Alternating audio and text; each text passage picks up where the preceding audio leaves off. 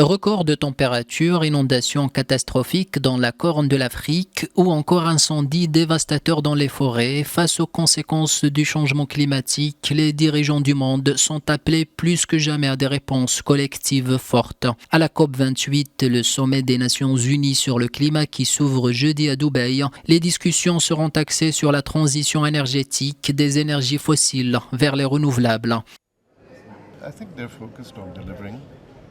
Les participants vont se concentrer sur la mise en place d'une COP transformationnelle. Ils vont se concentrer sur la création d'une plateforme permettant à chacun d'avoir la possibilité de discuter d'une action climatique ambitieuse.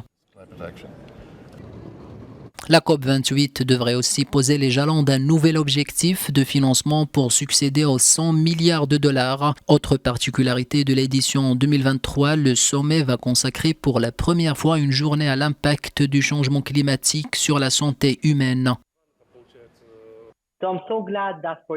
Je suis heureux de savoir que pour la première fois dans l'histoire de la COP, l'édition 2023 va accorder de l'importance au lien santé-climat. J'espère voir un accord autour d'un cadre qui fixe un objectif mondial d'adaptation, puisqu'il n'a pas été beaucoup discuté lors des COP précédentes et il n'y a pas eu beaucoup de progrès auparavant dans ce secteur. La COP28 sera par ailleurs la première à se concentrer autant sur les systèmes alimentaires mondiaux responsables d'environ un tiers des gaz à effet de serre émis. La production alimentaire et son acheminement sont en conséquence menacés par les sécheresses, entre autres catastrophes climatiques.